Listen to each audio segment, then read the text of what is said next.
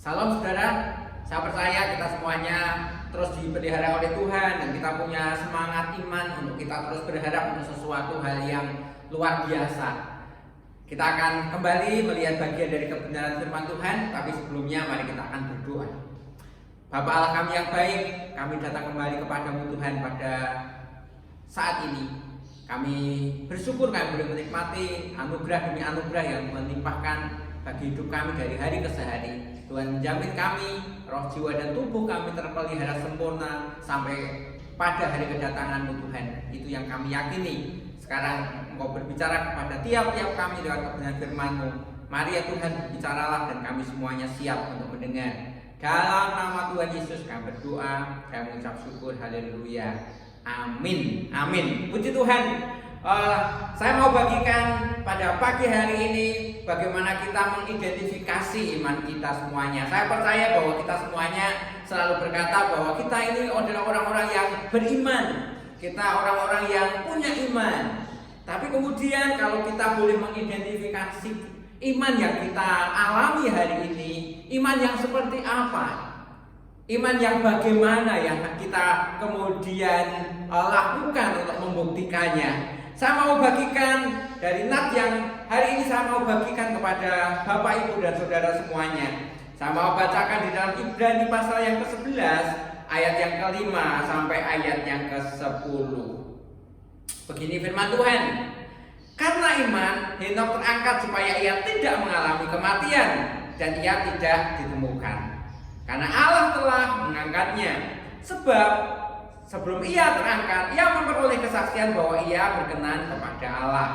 Tetapi tanpa iman, tidak mungkin orang berkenan kepada Allah. Sebab barang siapa berpaling kepada Allah, ia harus percaya bahwa Allah ada dan bahwa Allah memberi upah kepada orang yang sungguh-sungguh mencari Dia. Karena iman, maka Nuh dengan petunjuk Allah tentang sesuatu yang belum kelihatan, dengan taat mempersiapkan bahtera untuk menyelamatkan keluarganya. Dan karena iman itu ia menghukum dunia, dan ia ditentukan untuk menerima kebenaran sesuai dengan imannya. Karena iman, Abraham taat ketika ia dipanggil untuk berangkat ke negeri yang akan diterimanya menjadi milik pusakanya. Lalu ia berangkat dengan tidak mengetahui tempat yang ia tujui. Karena iman ia diam di tanah yang dijanjikan itu, seolah-olah di suatu tanah asing, dan di situ ia tinggal di kemah dengan Ishak dan Yakub yang turut menjadi ahli waris dari janji satu itu. Sebab ia menanti-nantikan kota yang mempunyai dasar yang direncanakan dan dibangun oleh Allah. Kita tahu bahwa kitab Ibrani pasal 11 menceritakan tentang tokoh-tokoh iman, orang-orang yang mendahului kita, orang-orang yang memberi inspirasi kepada kita semuanya. Bagaimana mereka dengan imannya melakukan sesuatu yang berguna bagi Allah, yang berkenan kepada Allah. Hari ini saya mau bagikan tentang 3 tokoh, bagaimana mereka beriman, dan kemudian iman mereka diketahui dari cara bagaimana mereka melakukan sesuatu sesuai dengan imannya. Yang kemudian saya bisa katakan hari ini kepada saudara, bagaimana cara kita mengidentifikasi iman mereka. Tapi juga hari ini menjadikan kita kemudian akan berkaca, akan bercermin. Bagaimana cara kita mengidentifikasikan iman kita hari ini. Dan dari 3 tokoh, Henok, Nuh, dan Abraham, kita mendapatkan sebuah cermin untuk kita bisa mengidentifikasi sebenarnya iman yang ada pada kita ini iman yang seperti apa. Yang pertama, mari kita akan melihat tokoh Henok. Di ayat yang ke-5 firman Tuhan berkata, karena iman Henok terangkat supaya ia tidak mengalami kematian dan ia tidak ditemukan karena Allah telah mengangkatnya. Sebab sebelum ia terangkat, ia memperoleh kesaksian bahwa ia telah berkenan kepada Allah. Nah, yang pertama yang ditulis oleh kitab Ibrani adalah Henok. Kita tahu siapa Henok. Ini adalah orang-orang dari daftar keturunan Abraham, keturunan Adam yang tercatat di kitab Kejadian pasal yang ke-5. Dituliskan di sana bahwa Henok ini hidup bergaul dengan Allah. Ia mencapai usia 350 tahun. Usia yang kira-kira hanya sepertiga dan juga setengah dari orang-orang seangkatannya. Dia mencapai umur 350 tahun, usia yang sangat pendek pada waktu itu. Mengingat orang-orang sejamannya baik sebelum maupun sesudahnya punya usia yang jauh lebih panjang daripada itu. Ada cucunya yang bernama Metusalah yang usianya mencapai 969. Usianya pendek, usianya hanya sepertiga atau setengah lebih sedikit dari orang-orang seangkatannya.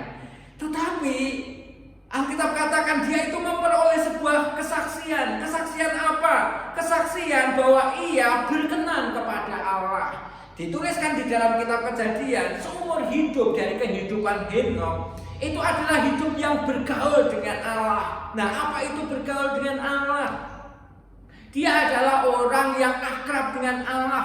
Kesehariannya adalah mencari perkenanan Allah. Kalau saya boleh berkata bahwa 350 tahun masa kehidupan Henokh adalah hidup yang padat dengan perkenalan akan Tuhan. 350 tahun, sepertiga dari orang-orang seangkatannya atau setengahnya lebih sedikit dari orang-orang seangkatannya, usia yang pendek, tapi usia yang pendek tetapi padat dengan sebuah isian bagaimana ia menjadi orang yang berkenan kepada Allah. Alkitab mengatakan bahwa ia itu ditranslatekan, diterjemahkan sebagai orang yang mendapat kesaksian ia hidup berkenan kepada Allah. Jadi kalau kita bisa lihat, Henokh adalah orang yang menerapkan imannya, yang melakukan imannya dengan cara hidup bergaul dan mencari perkenanan Tuhan.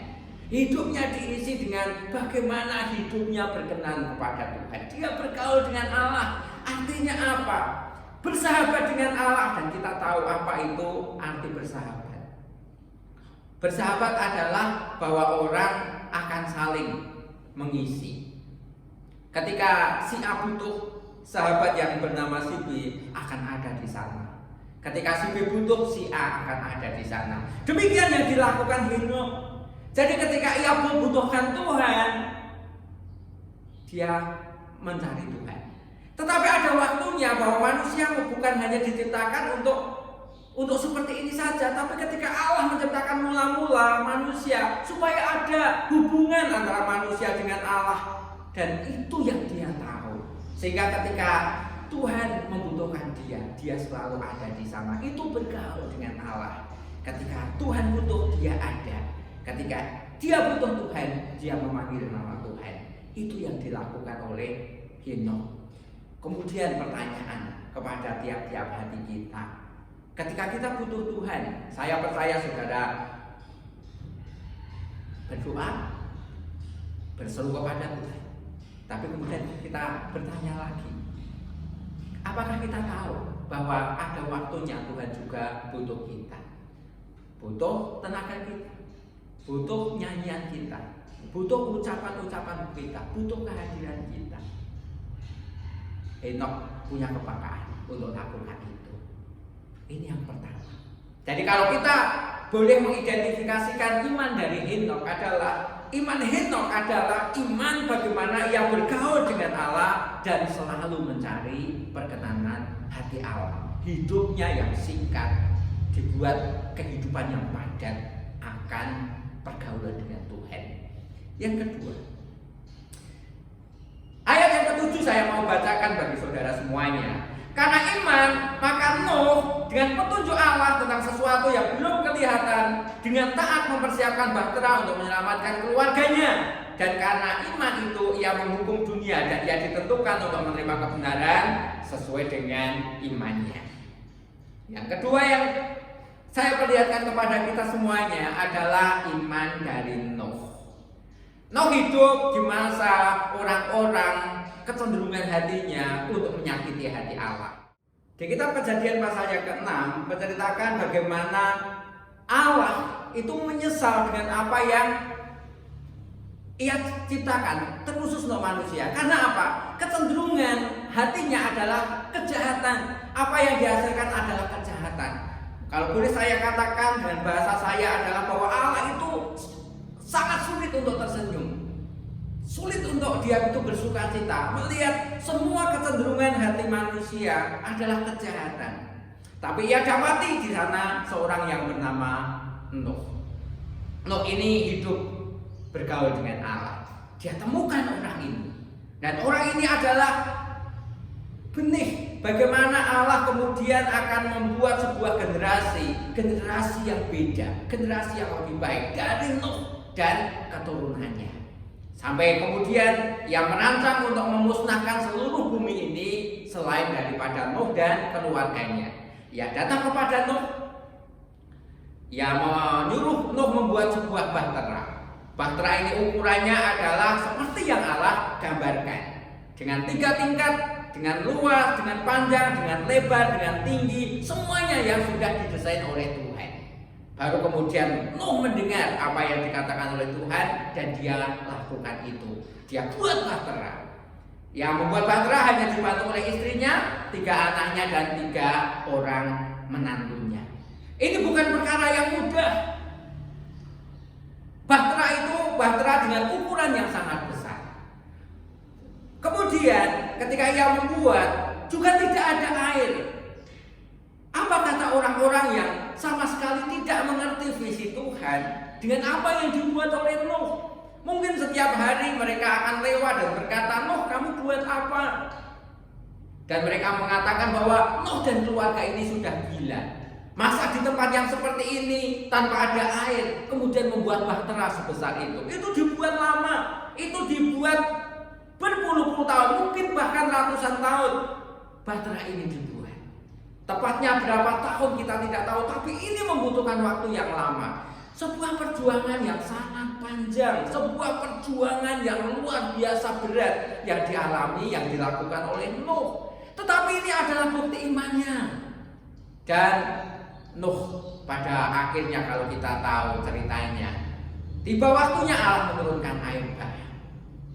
Rencana Allah digenapi.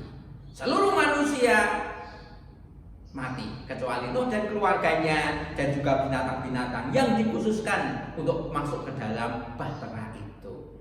Dan kemudian dari Nuh melahirkan orang-orang yang terus akan membuat sebuah generasi yang beda.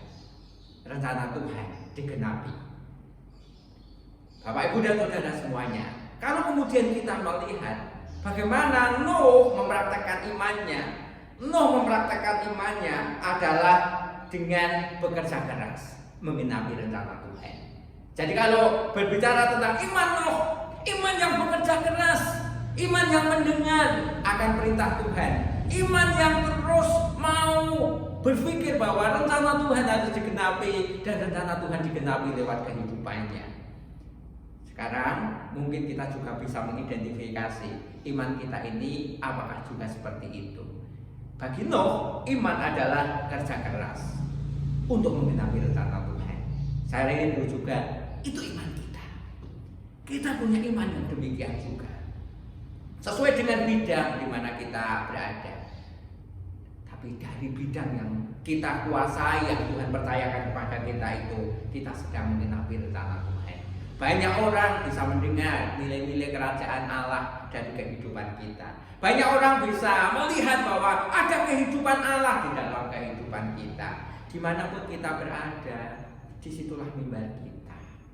Pekerjaan kita sebagai mimbar yang terbaik untuk kita menyatakan nilai-nilai dari kerajaan Allah bagi dunia ini. Sampai kemudian ada benih-benih dari kehidupan yang baik yang kemudian kita tularkan kepada orang-orang sekeliling kita. Benih-benih kehidupan Allah, benih-benih di mana kita mewarnai lingkungan kita ini dengan nilai-nilai dari kerajaan Tuhan, kuasa dari kerajaan Allah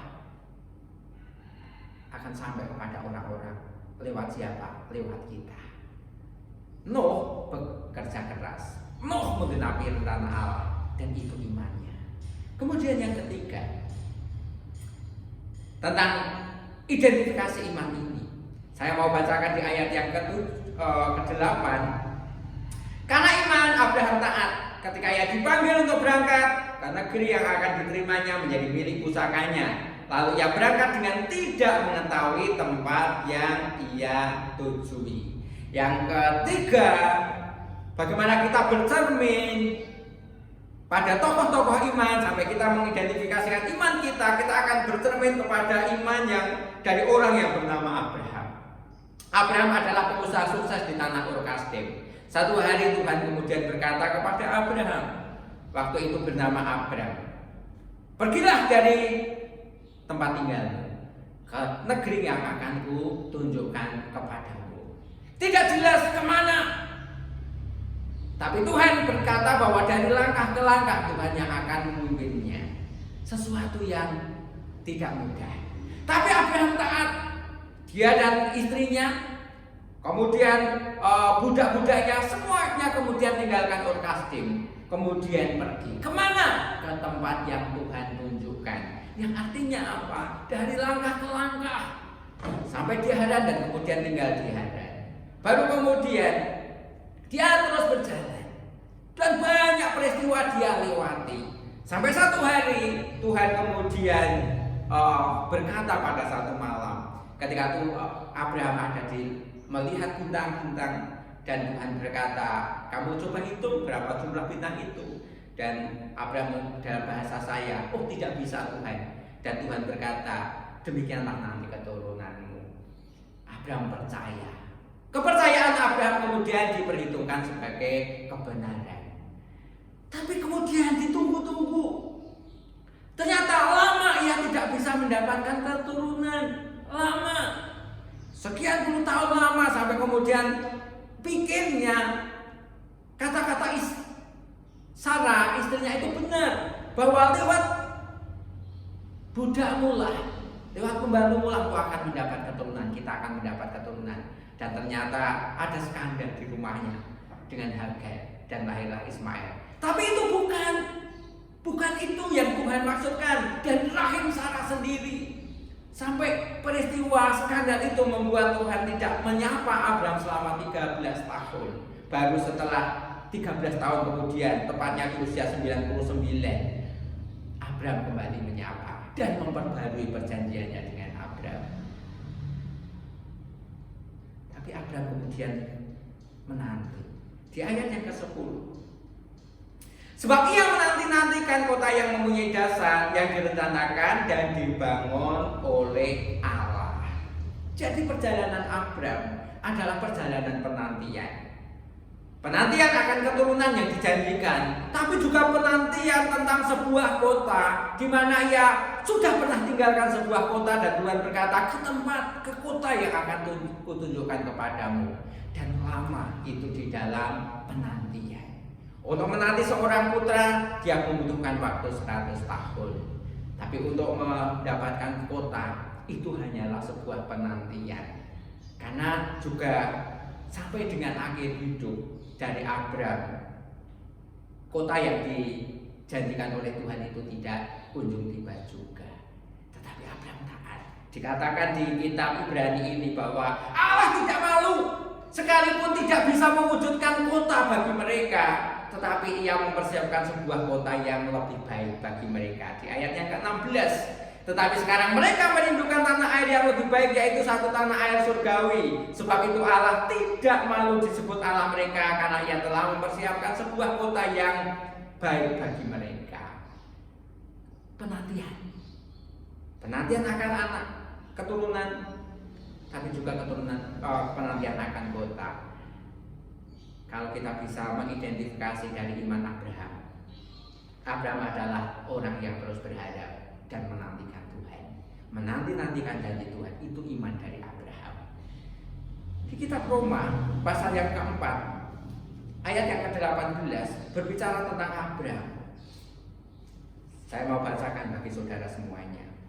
Sebab sekalipun tidak ada dasar untuk berharap, namun Abraham berharap juga dan percaya bahwa ia akan menjadi bapa banyak bangsa menurut segala yang sudah difirmankannya kepadanya.